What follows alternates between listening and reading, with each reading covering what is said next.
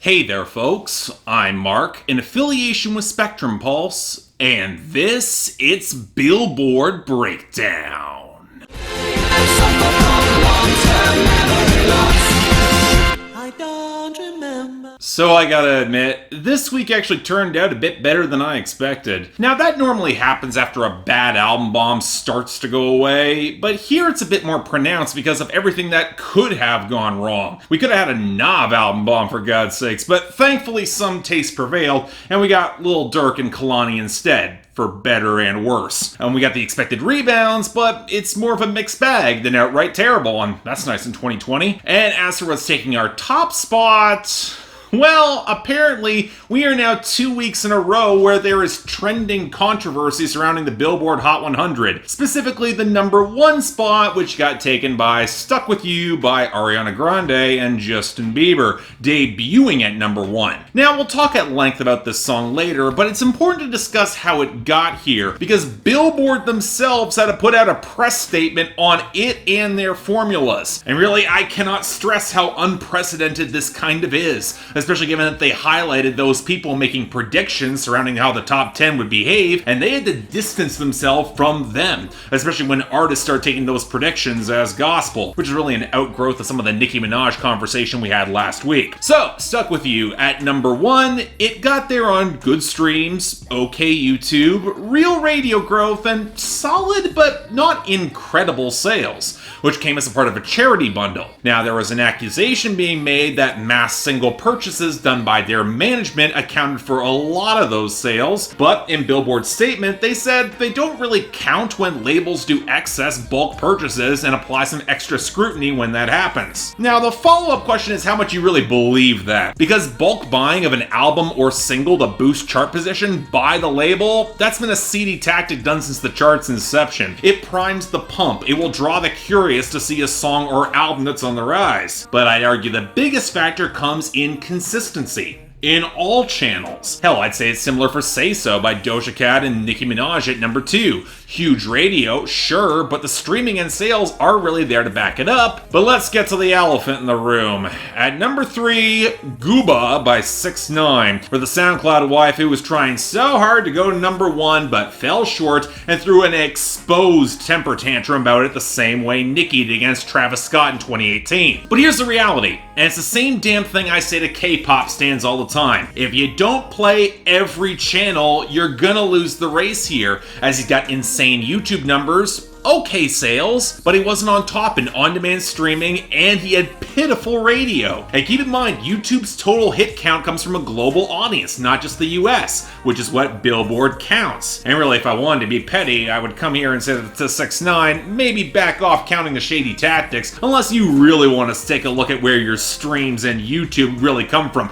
Bot farm. Now, this is where things get kind of funny. None of these sales or YouTube blitzes are really built to last, so what comes next week, it's a bit of an open conversation. And while I don't think Blinding Lights by The Weeknd is going back, currently at number four, it's peaked on the radio, and outside of a good streaming week, it is trending downwards. I'm gonna go back to my prediction for Savage by Megan Thee Stallion featuring Beyonce, currently at number five. It might not get to the number one next week specifically, but I would not be surprised if it makes the run in the next month or so on sheer consistency across the board. Now, all this drama means the rest of the top 10, they're not all that interesting. Tootsie Slide by Drake loses the album boost and slides down to number 6, even as the radio props it up. The Box by Roddy Ricch goes down to number 7 because it's fading naturally in all channels, so it still has a lot of inertia. Rockstar by DaBaby featuring Roddy Ricch actually gained to number 8 because of solid sales, shipping it to radio, and still dominant in on-demand streaming. See, 6ix9ine, this is the area you should have won handily to take the number one, but you didn't. Don't Start Now by Dua Lipa continues to fade naturally at number 9, and Circles by Post Malone still clean to its amazingly stable radio at number 10. Now, all this makes the losers and dropouts actually pretty conventional to discuss. The only notable big one in the latter category is Slide by Her featuring YG, which will be just on the cusp of making some sort of year-end list. It's gonna be close there. And as for our losers, outside of All In by Lil Baby continuing to fall to 79, They're all debuts from last week, the majority of them from Drake. Chicago Freestyle went to 46, Pain 1993 with Playboi Carti at 51, D4L with Future and Young Thug at 77, Desires with Future at 85, Time Flies at 94, and Demons with Fivio Foreign and Sosa Geek at 99. The only other loser off the debut is 6 Feet Apart by Luke Combs, but given it was a throwaway single, I'm not surprised it went down to 90. Now, like all post-album bomb weeks, we do get the natural reset to what counts as equilibrium, which in this case kinda seems all over the place, like I said. I mean, there's not a lot of logic to our comebacks for Drinkin' Alone by Carrie Underwood at 89, Singua's Con Il by Archangel and Sek at 92, That Way by Lil Uzi Vert at 98, and July by Noah Cyrus featuring Leon Bridges at 100, unless that last one's linked to her long overdue album push in some way, shape, or form. But where things are actually interesting comes in our gains, and let's start it with Off the Debut, where yes, One Margarita by Luke Bryan caught the wind at 69, but Don't Rush by Young T, Bugsy, and Heady One actually got a real boost to 84. Cool. Then we saw collapses reversed, with some pretty bad ones like Believe It by Party Next Door and Rihanna at 70, Out West by Jack Boys and Young Thug at 67, If the World Was Ending by JP Saxe and Julia Michaels at 61, and Walk 'Em Down by Eneli Choppa and Roddy Ricch at 52. But on the flip side, we also saw Pussy Fairy by Jhené Aiko rise back to 66, I Hope You're Happy Now by Carly Pierce and Lee Bryce at 34, and Level of Concern by 21 Pilots at 47. Plus we had Dior by The Late Pop Smoke at 53, and Turks by Nav, Gunna, and Travis Scott at 60, the one real boost his album release got him. Now outside of that,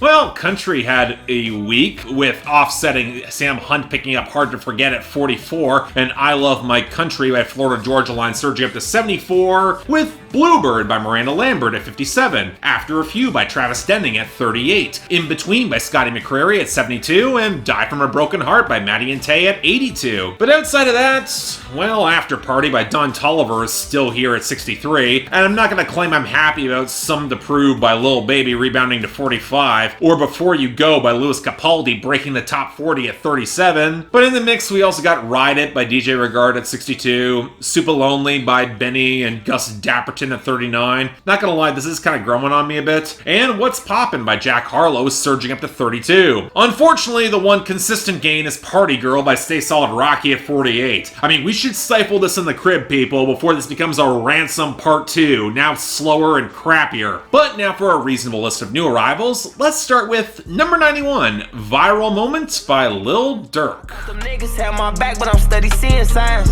And I can't turn my back on Mona like I ain't see him trying. These tears shed whenever he dead, it's different seeing him die. So I'll admit, I've been on the outside looking in on Lil Durk for a while now. I've been aware of his involvement in the Chicago drill scene, but I honestly hadn't seen the opening for him to break through properly. But he has built some real groundswell. So off his newest mixtape, we have someone who really wants to hop on Rod Wave sound. Yeah, between the blend of rapping and slightly more melodic crooning off the piano and the watery horn and guitar, it's a pretty obvious parallel. Except Lil Durk's percussion sounds better blended, if only because the trap skitter is a lot more restrained. Hell, even a lot of the content falls in that lane. A lot of hard-won hustling in between the flexing and the drug abuse, especially given his hood has plenty of folks who would never rise above that. Now, I generally like this formula and a lot of the sound. This is good production, but I do feel it's missing the heartfelt core and detail that has made Rod Wave's strongest moments. I gotta say, the expensive jewelry and drugs, they don't fill in that gap in the same way. I'm not saying it's bad per se, but it's not great, and it could have been. Number 88, Me vs. Me by Moneybagg Yo. I ain't never been with the whole talk, snitch talk, always talking about his fault. Yeah, I'm a stand-up nigga, got my bands up, nigga, you don't wanna see me pissed off. Alright, I'll admit I'm kind of surprised that Moneybagg Yo has actually been able to get another chart placement. As to be blunt, I would struggle to remember any single he's dropped and I've covered. But apparently this is from the deluxe release of his newest album, and it exists? I'll admit I didn't mind the call and response thing he was doing with his ad-libs on the hook, and the creaking strings opposite the trap groove wasn't bad, but then we get to the line, I'm Dr. Seuss, give me Cat in the Hat, and immediately I start struggling to take this remotely seriously, especially on a song that has more than a few lines about blowing off some girl in favor of going back to the streets. In other words, if I'm forced to compare this to any music from his ex Megan Thee Stallion, Megan wins, because this just winds up forgettable forgettable again. Next. Number 80, Change Your Life by Kalani featuring Jhené Aiko. Can be anything you want, baby, let me change your life. You ought to be anything. I've already talked about this song in my On the Pulse review of Kalani's new album, and my one issue with it. The vocal mixing just isn't organic enough to make the most out of their interplay, and just winds up feeling kind of metallic and flat, not helped by the clicking percussion and the lead-in bass. Kind of a shame because everything else about this is great. The vocal interplay between Kalani and Jhene is excellent. What melody we do get, especially in some of the backing vocals, is a nice gentle compliment, and both them singing about all the ways while working together they can make their partner's life better without coming across as submissive or clumsy. It's synergistic in the right way, especially as you can think each artist might be singing to each other or to the audience. Either way, handily the best song from the album, and just absolutely terrific across the board. Highly recommended. Check this out. Let's make it a hit. Number 76, Go Crazy by Chris Brown and Young Thug. Go crazy, I got what you need. Everybody think you shy, but I know you a freak, little baby.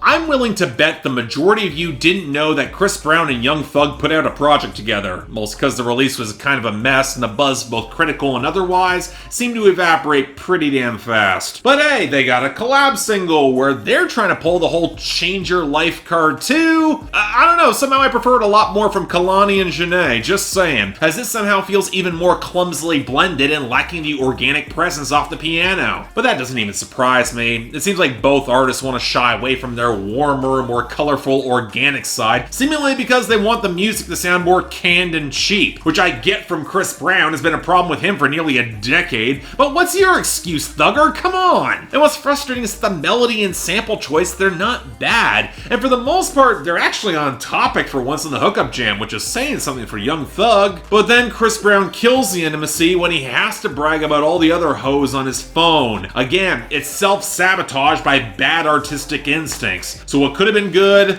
just winds up mediocre. Somehow I'm disappointed. Next, number 68, Toxic by Kalani.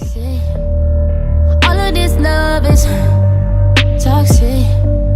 Okay, another Kalani song with some uncredited vocals from Ty Dolla $ign, and it's a pretty good one too. A frustrated musing about wanting to get back with an old flame, aka YG, even despite their connection being very wrong for each other. And I like how Kalani can sell both the frustrated allure and self-awareness that would come in making that bad decision, especially against all the spiky synths and sliding around the bass rumble and the lead-in beat. In other words, it's not really out of character for the album, even though I would argue it's a really odd choice for the opening song, but again, I do really like this, and I see it working for what it is.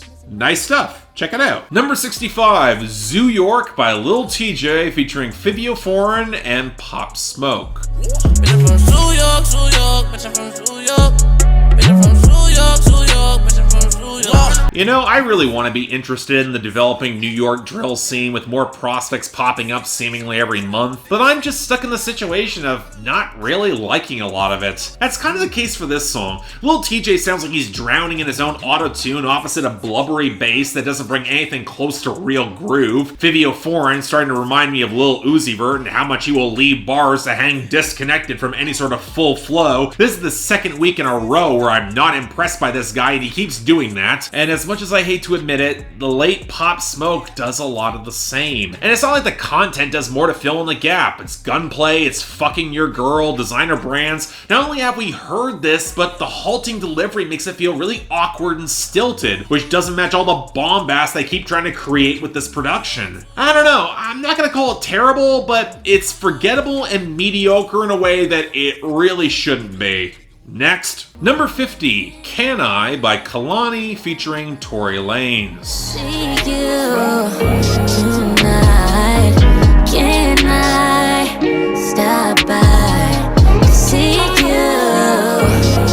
I mean, I'm not surprised this is the Kalani song that moved the most, especially given the feature with Tory Lanez, but I'm gonna call this pretty lousy all the same. The off-key squonks playing off the leaden keys and a clunky hollow drum machine where Kalani tries to make the sound as sexy as she can, although saying she wants the bloopers of the sex tape is just weird, and I don't think that American Sniper reference works as well as she thinks it does. But she's also stuck crooning opposite Tory Lanez, who has a higher nasal vocal tone and approaches a sex jam with nothing close to convincing sensuality or maturity. He sounds like a horny teenager, for God's sakes. And that mismatch of energy and sound opposite not really good production at all makes us feel really unpleasant. So yeah, this was never good. Next, number 43, Three-Headed Goat by Lil Durk featuring Lil Baby and Polo G. Well, they went to the right, they tried to finesse me.